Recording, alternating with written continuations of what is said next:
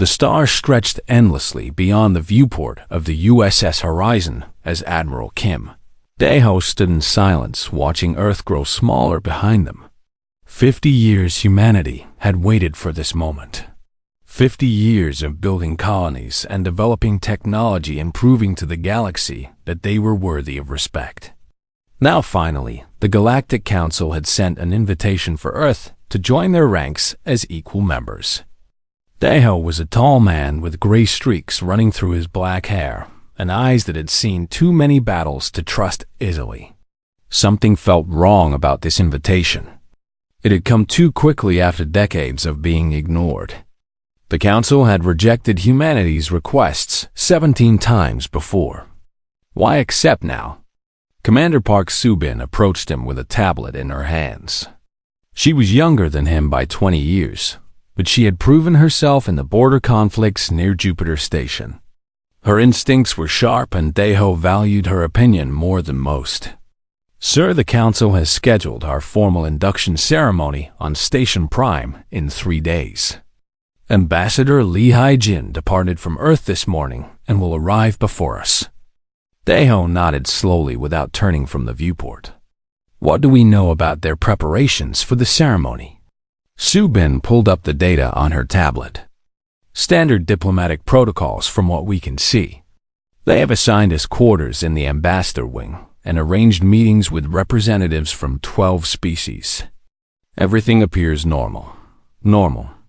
Daeho finally turned to face her. The Council ignored us for 50 years, Soo-bin. They watched us crawl out of our solar system and spread to Mars and Europa and Titan. They saw us develop warp technology on our own without their help. Every time we asked to join them, they said we were not ready. Now suddenly, they roll out the welcome mat. Does that seem normal to you? Soo-bin hesitated before answering. No, sir, it does not. But our orders are clear. Command wants this alliance. On Station Prime, Ambassador Lee Hae-jin walked through corridors that gleamed with technology far beyond anything Earth had produced. The walls seemed to pulse with soft light, and the air carried a faint sweetness that came from environmental systems designed for dozens of different species. Hae-jin was a diplomat trained since childhood for moments like this. Her grandmother had been among the first humans to make contact with alien life, and her mother had negotiated the trade agreements that brought Earth its first warp engines. This was her destiny, and she had prepared her entire life for it. The Valari representative walked beside her. It was a tall creature with an insectoid body covered in iridescent plates that clicked softly when it moved. Its name was impossible for human tongues to pronounce, so it had offered a simplified version for her convenience. Your species has impressed us, Ambassador Lee. The Valari clicked its mandibles, and what Hae-jin had learned was a gesture of approval. So adaptable. So resilient. We have watched your progress with great interest. Hae-jin smiled politely. Humanity is honored by the Council's attention. We hope this ceremony marks the beginning of a long and beneficial partnership. As they walked, she noticed the guards stationed at every junction. Armed soldiers from multiple species stood at attention, their weapons held ready. Far more security than diplomatic protocol required. Hae-jin stored this observation away without letting her expression change. Meanwhile, on Earth, Lieutenant Yoon Jae-hyuk sat in the basement levels of Seoul Command monitoring deep space communications. He was young for his position, only 28 years old, but he had a gift for pattern recognition that his superiors valued greatly. Where others heard static, Jae-hyuk heard whispers. Tonight, those whispers were troubling. He had intercepted a fragment of encrypted communication using Council frequencies. His translation software could only decode portions of it, but the words he could read made his blood run cold. Containment. Human problem. Necessary measures. He immediately opened a secure channel to his superior, General Choi Yun-bai. She answered within seconds, her face appearing on his screen with the alert sharpness of someone who never truly slept. Lieutenant, this had better be important. General, I intercepted a council transmission. Fragmented and encrypted, but I was able to decode portions. He sent her the file. Look at these phrases. Yumbai studied the data in silence. She was a woman in her 60s, with iron gray hair cut short and eyes that could freeze a soldier at 50 paces. She had commanded Earth's defense forces for 15 years and had earned her position through brilliance and determination. When did you intercept this? 40 minutes ago, General. The transmission originated from somewhere near Station Prime. Unbai was quiet for a long moment. Have you told anyone else about this? No, General. No, General. I came directly to you. Good. Keep it that way. I want you to continue monitoring all council frequencies. Flag anything that mentions Earth or humans or containment. And Jae-hyuk. She leaned closer to the screen. Trust no one outside this channel. Understood. Jae-hyuk swallowed hard. Understood, General.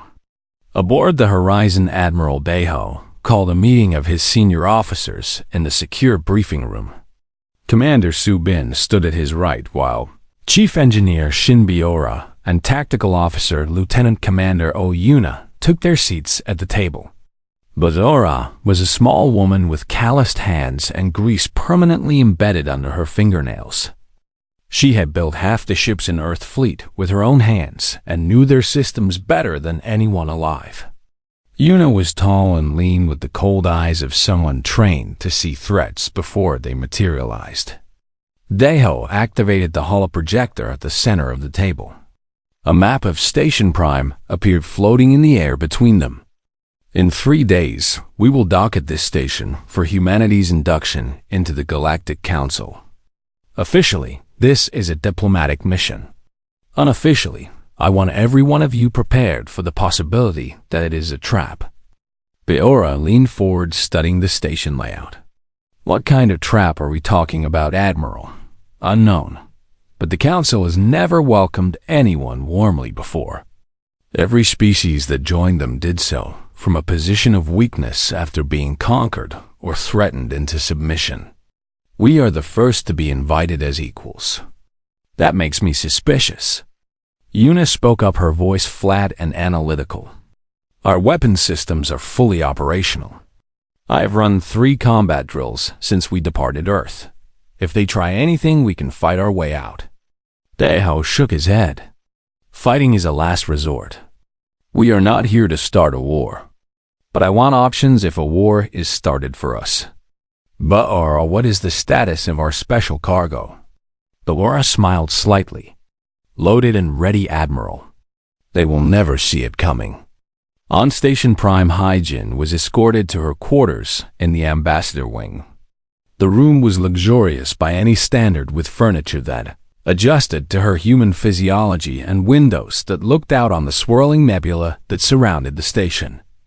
She waited until the door closed behind her before sweeping the room for surveillance devices. She found 7. She disabled none of them, wanting whoever watched to believe she suspected nothing.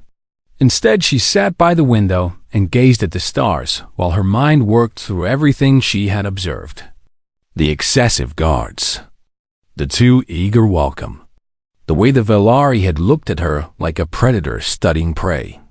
Something was very wrong here. She activated the hidden communicator implanted beneath the skin behind her ear.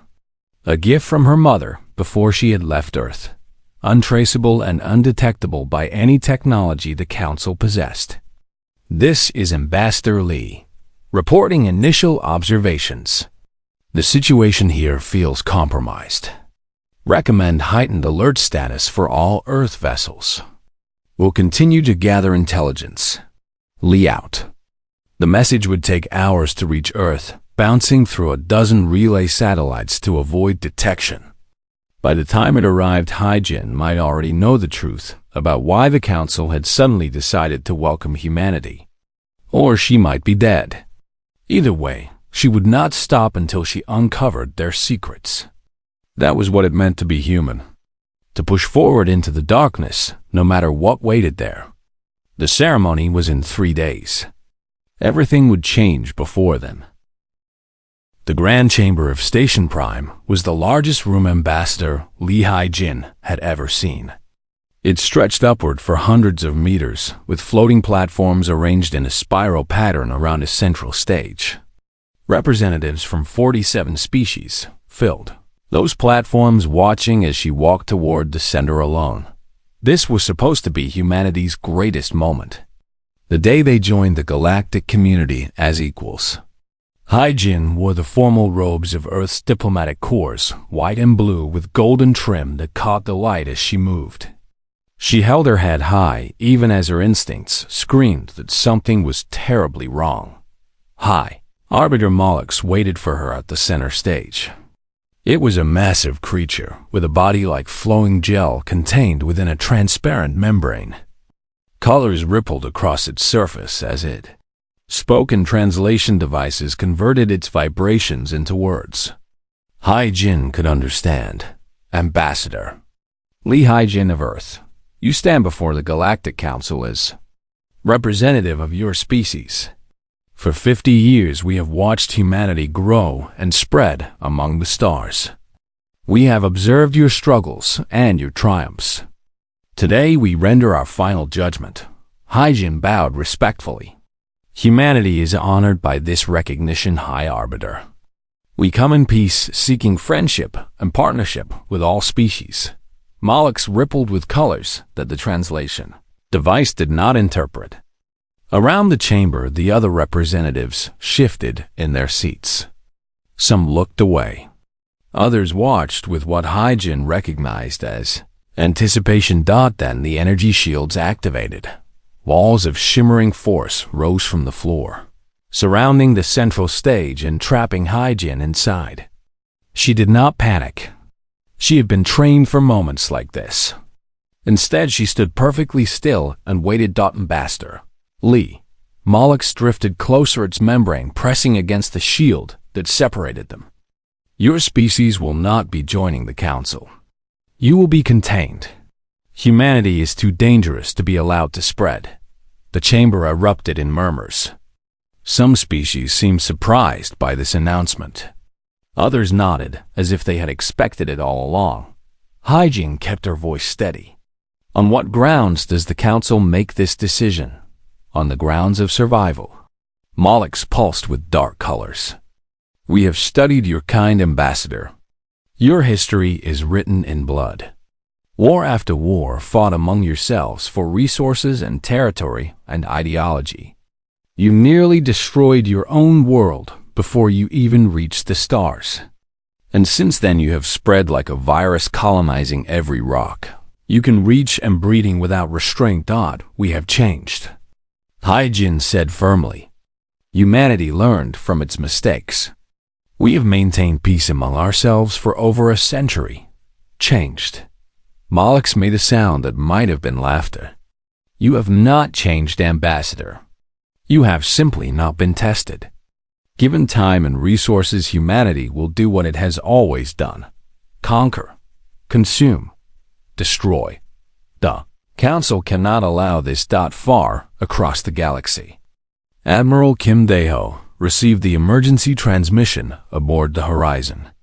Commander Su-bin played the message on the bridge speakers. Every officer present listened in grim silence.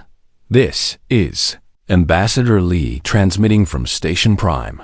The Council has betrayed us. I am being held captive. Repeat, the Council has betrayed us. They intend to contain humanity. All Earth vessels should assume hostile status. Lee out. The message ended. For a long moment, no one spoke. Then Dae-ho turned to his tactical officer. Lieutenant Commander, Yuna, battle stations. All hands prepare for combat. Yuna activated the ship-wide alarm. Red lights flashed throughout the horizon as crew members rushed to their positions. Chief, Engineer Shin Biora spoke from her station. Admiral, I am receiving reports from across the fleet.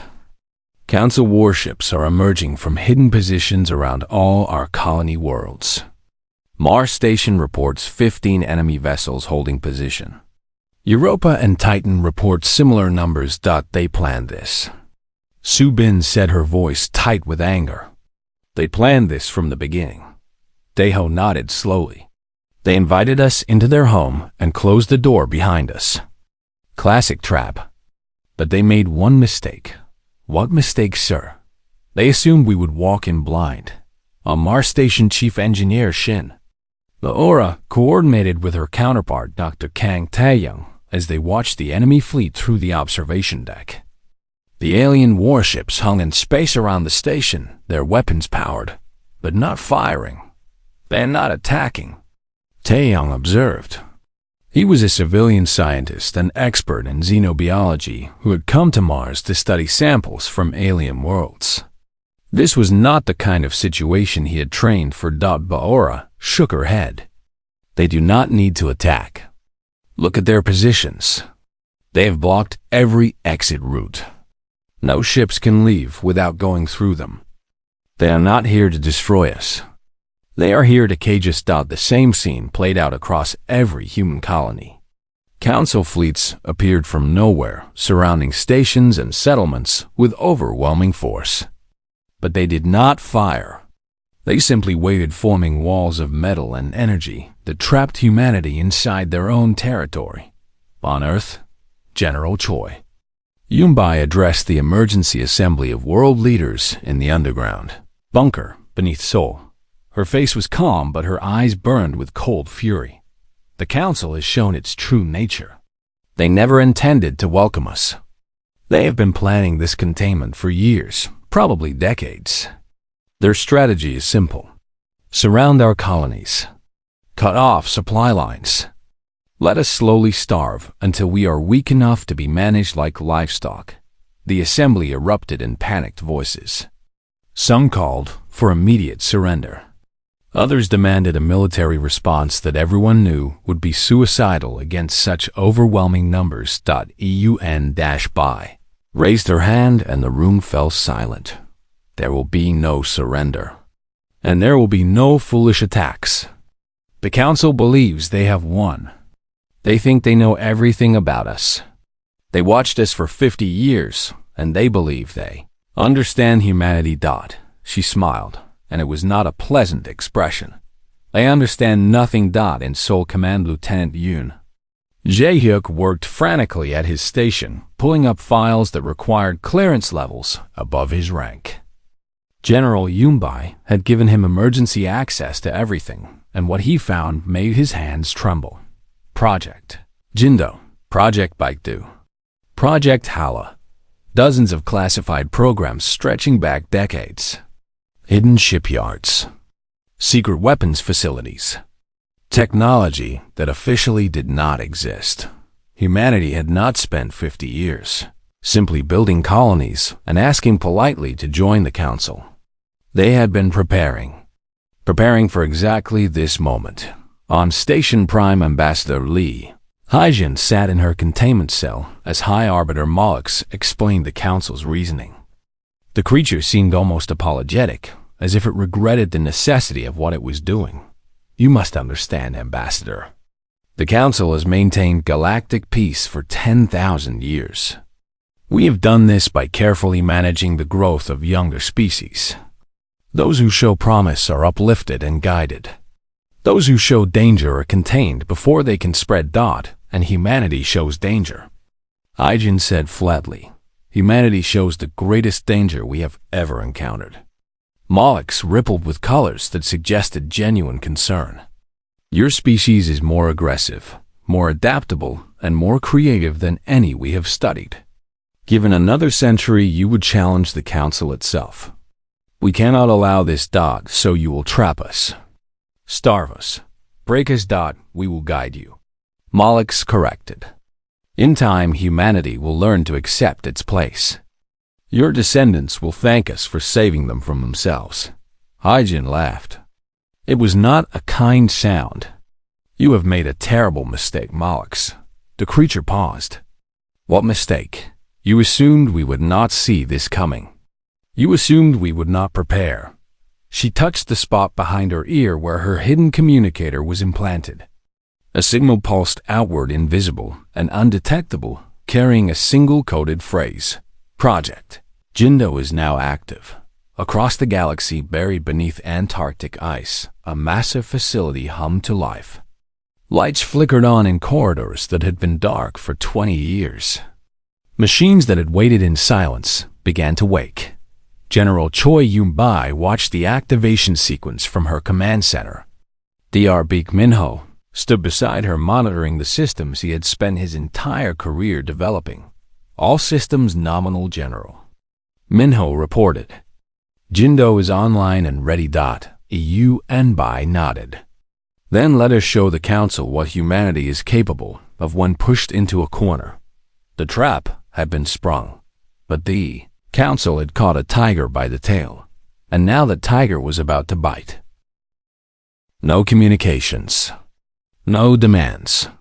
No desperate pleas for mercy. The Council monitored every frequency, waiting for the panic they expected to hear. Instead, they heard nothing but static and silence. High Arbiter Malix grew uneasy as the hours passed. It consulted with military commanders and intelligence officers, trying to understand what the humans were doing.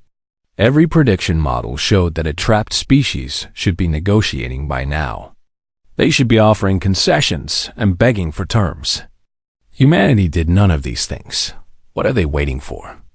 Malix demanded of its advisors. They must know their situation is hopeless. Perhaps they are in shock. A Valari commander suggested. Their species is emotional. They may need time to accept reality. Or perhaps... Another advisor spoke slowly. They are planning something impossible. The Valari clicked dismissively. We have complete tactical superiority. Our fleets outnumber theirs 10 to 1. What could they possibly plan? Beneath the Antarctic ice, General Choi Yun-bai walked through the corridors of the Jindo facility with Dr. Beek Min-ho at her side. The complex stretched for kilometers underground, a secret that had been kept for 30 years. Not even most of Earth's leadership knew it existed. Min-ho was a small man with thick glasses and nervous hands that never stopped moving. He had dedicated his entire life to this project, working in isolation with a team of scientists who understood that they might never see their work used. Now everything they had built was about to be tested. General, the quantum lock warheads are fully operational. Min-ho explained as they walked. Each one is capable of bypassing any shield technology the Council possesses. When the warhead approaches a target, it shifts into a quantum state that cannot be blocked by conventional defenses. It only solidifies at the moment of impact. Yun-bai nodded. How many do we have? 347. Enough to cripple their fleet around Earth and open an escape corridor for our forces. She stopped walking and turned to face him. And they have no idea these weapons exist. Min-ho smiled nervously. They think we spent the cultural exchange programs learning their art and music. We did learn those things. But we also learned their physics, their engineering, the fundamental principles behind their technology. And then we built something better. Across the solar system, similar preparations were underway. Lieutenant Commander Oyuna activated defense satellites that had been disguised as communication relays for decades. Each one contained weapon systems that the Council had never detected.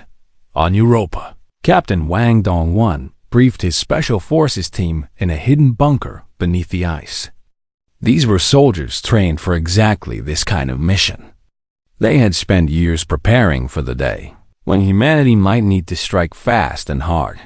Dongwon was a quiet man who spoke only when necessary. His team respected him because he never asked them to do anything he would not do himself. He had scars on his body from a dozen operations, and he moved with the careful precision of someone who knew exactly how dangerous the universe could be. Our target is Station Prime, he told his team. Ambassador Lee is being held there. Our mission is to extract her and disable the station's communication array. This will cut off the Council's ability to coordinate their forces. How do we get there without being detected? One of his soldiers asked. Dong-Wan pulled up a holographic map. The council thinks they know all our ships. They have been tracking our fleet movements for 50 years. What they do not know is that we have been building ships they never saw. Ghost ships designed to be invisible to their sensors.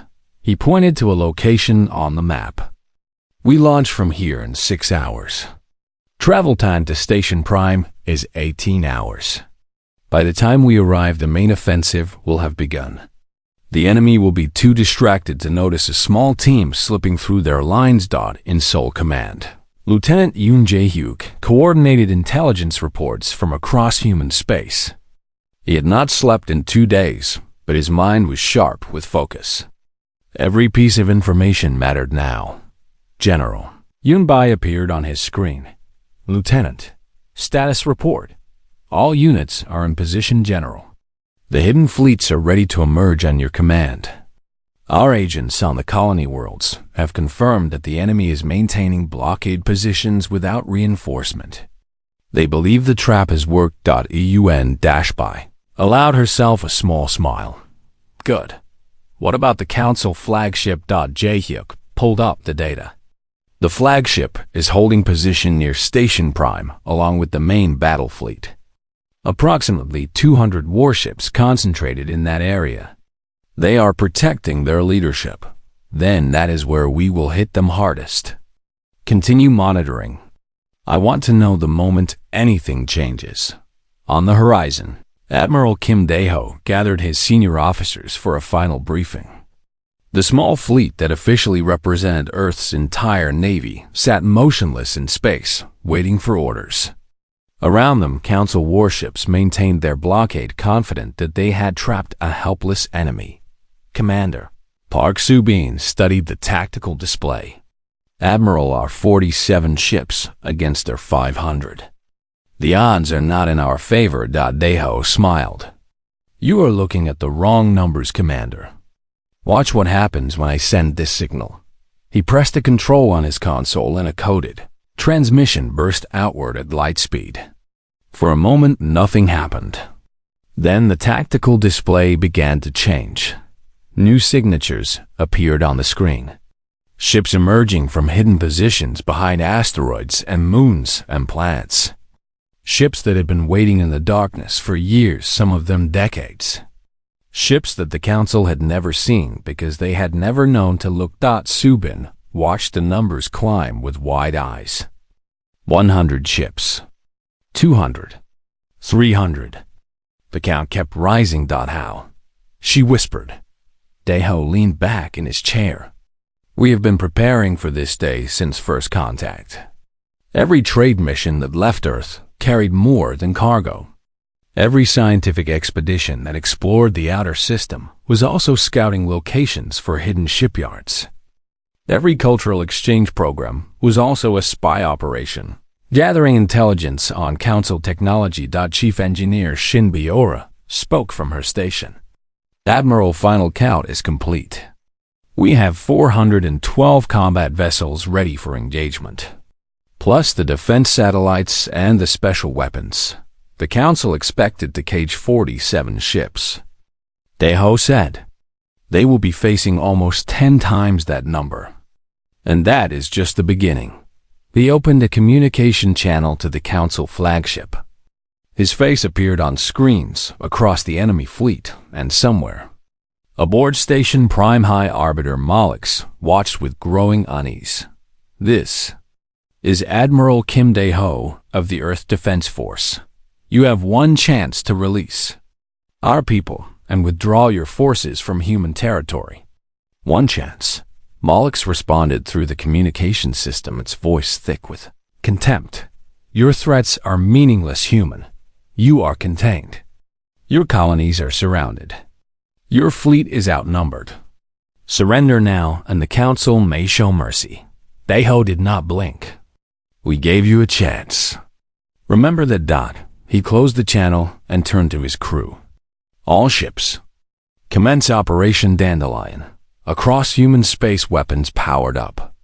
Engines roared to life. Hidden fleets emerged from the shadows. The 72 hours of silence were over. Now came the storm. It began simultaneously across 12 star systems. The Council, fleet commanders had positioned their ships, carefully blocking every escape route from human territory.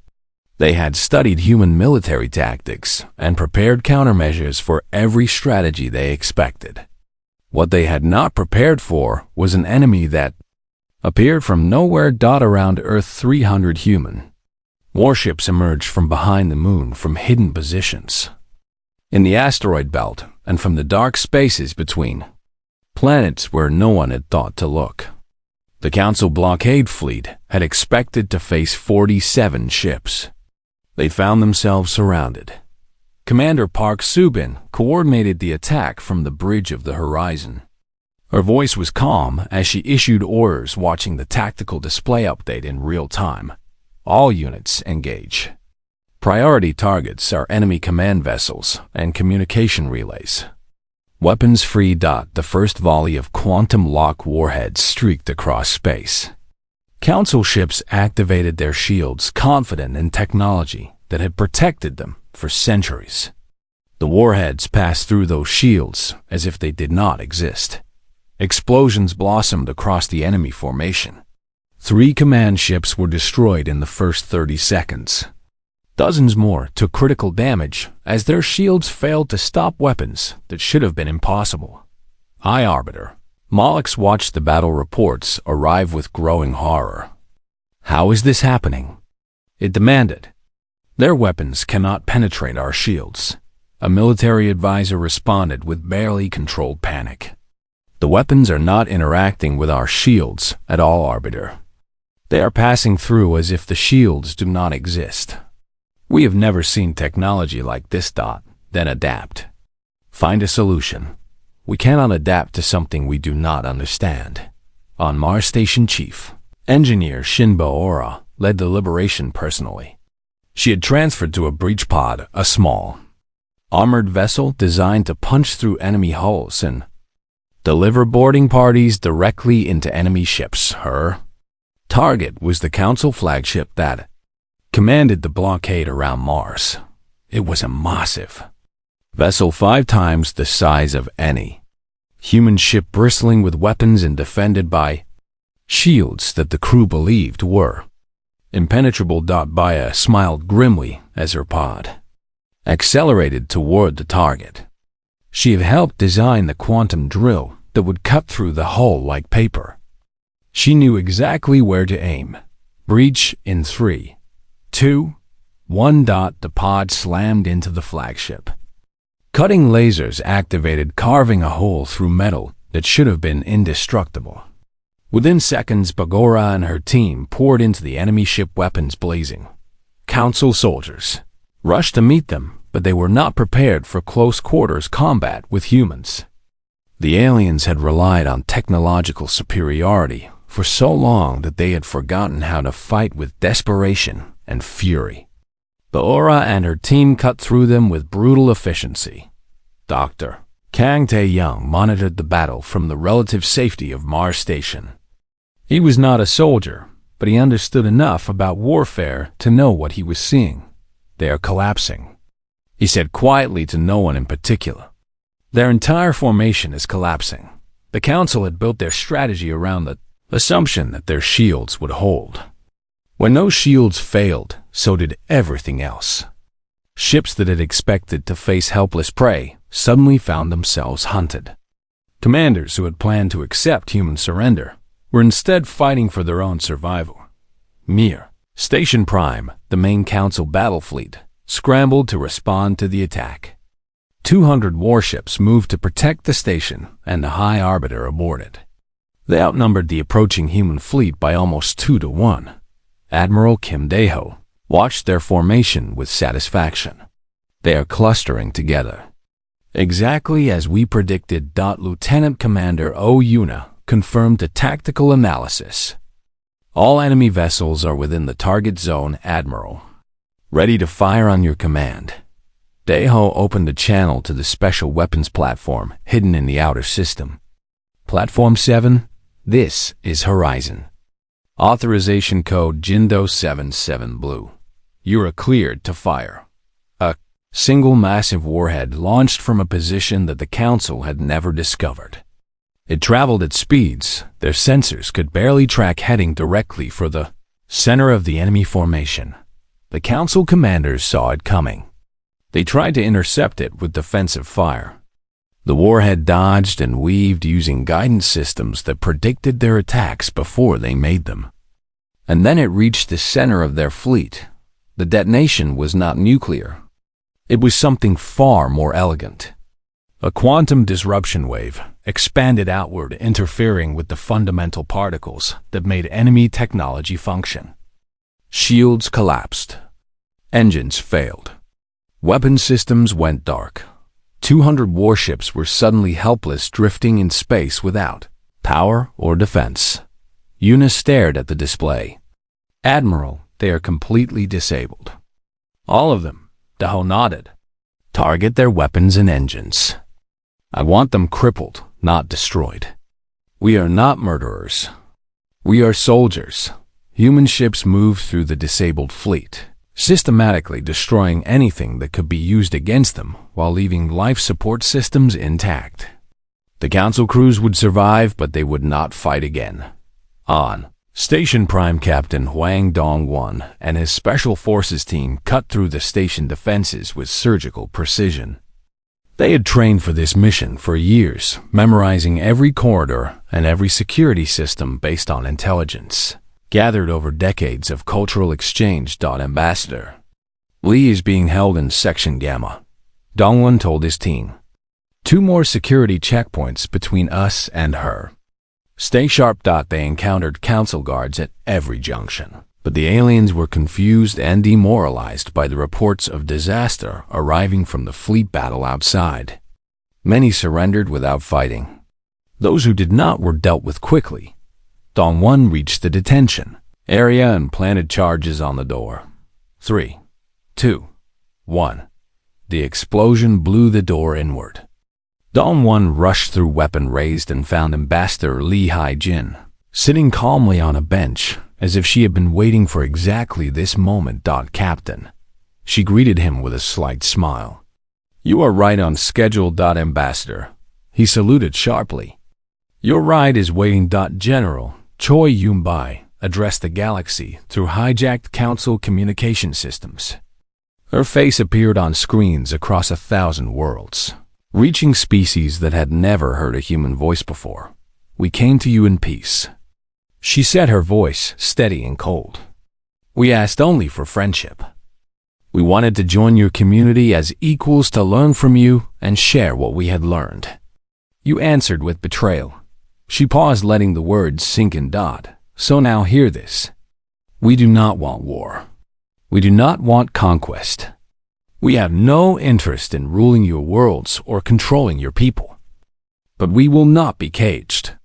We will not be contained. And we will not be destroyed." Behind her, tactical displays showed the devastation of the Council fleet.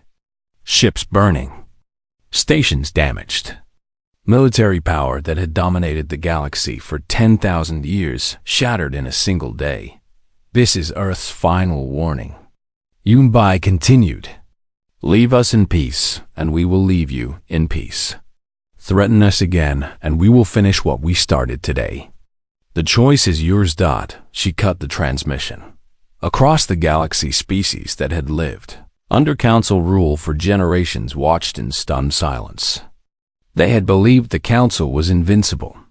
They had believed that humanity was just another young species to be contained or controlled. They had been wrong, and now everything was about to change. 3 months after the Battle of Station Prime, the galaxy had been transformed.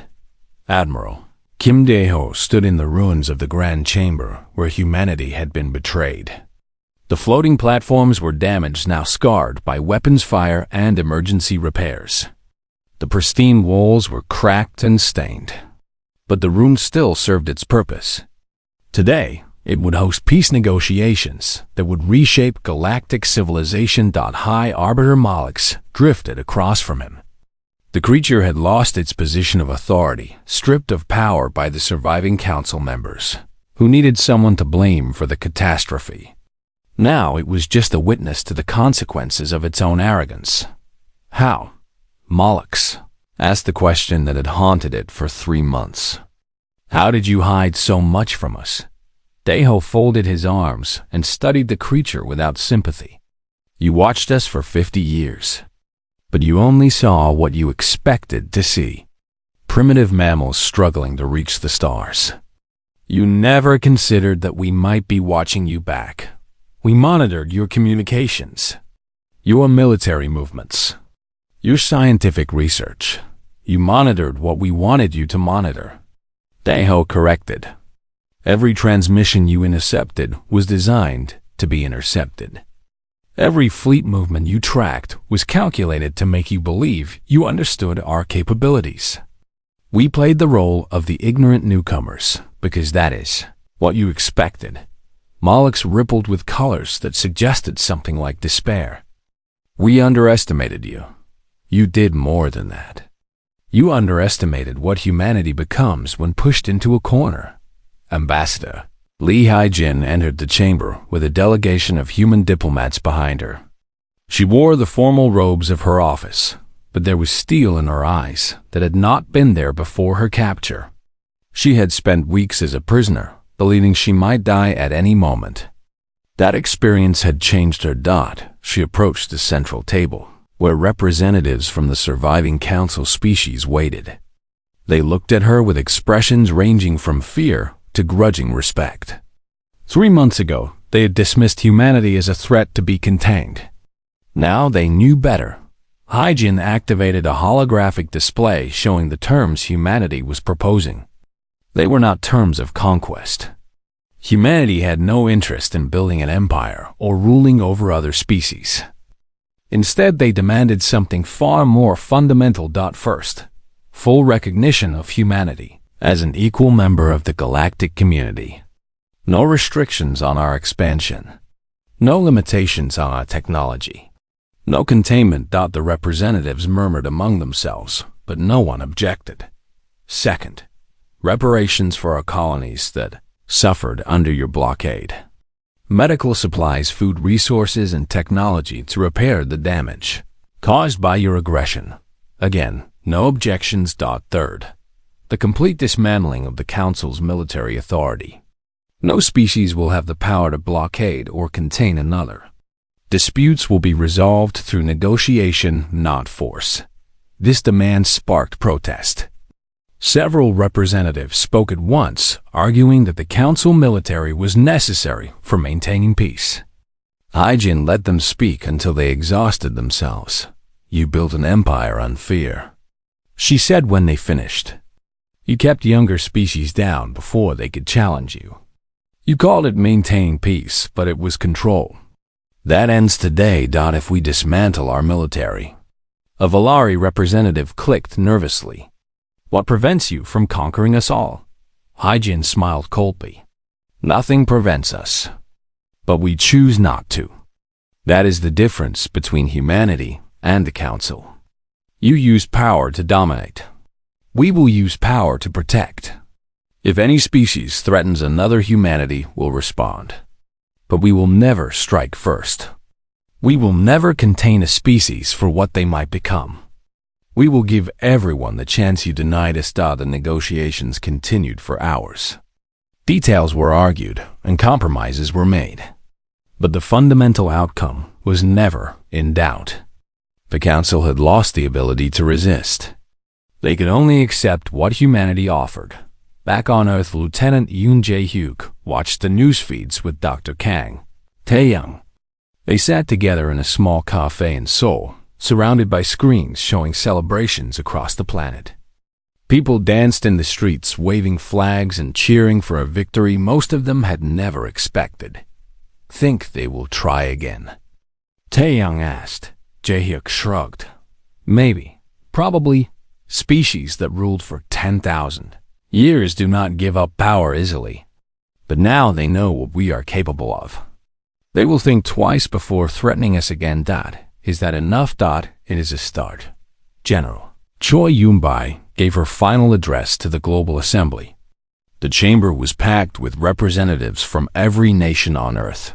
They had put aside their own disagreements to face the external threat, and now they celebrated together.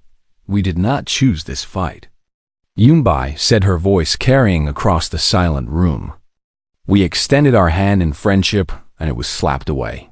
So we showed them what humanity becomes when pushed into a corner. Not conquerors, not tyrants, just people who refuse to kneel.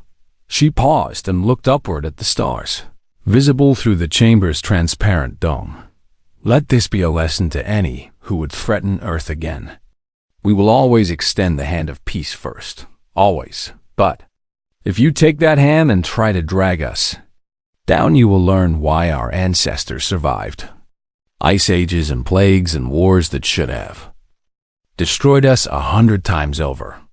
You will learn what it means to fight a species that has been practicing survival since before your civilizations existed. Captain Wang Dongwon stood with his special forces team at the memorial being built for those lost in the conflict.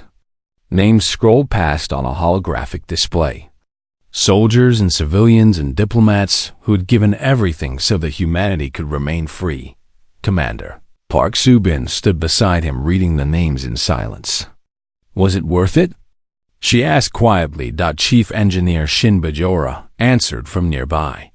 Her hands still carried the calluses from building ships and the scars from battle. Ask me in 100 years. When humanity is spread across the galaxy, and no one remembers a time when we were nearly caged like animals, Admiral Kim Di-ho returned to the horizon for one final mission. The ship had been repaired and upgraded, now carrying technology that combined the best of human innovation with secrets learned from the Council. He would lead a diplomatic fleet to visit the 100 worlds that had watched the conflict unfold. Those species had a choice now. They could ally with humanity and help build a new galactic order based on cooperation instead of domination. Or they could remain neutral and watch from the sidelines as history moved forward without them. Most chose Alliance. Dr. Baek Min-ho returned to his research beneath the Antarctic ice. The weapons platforms were being decommissioned now, hopefully never to be used again. But he was already working on something new. Not weapons this time. Exploration vessels. Colony ships. The tools humanity would need for its next chapter. We spent 50 years preparing for war, he told his team. Now we prepare for peace. But we never forget the lessons we learned. We never let ourselves become weak. We never assume that danger is past forever. Ambassador Lee Hai-jin was named humanity's first galactic representative.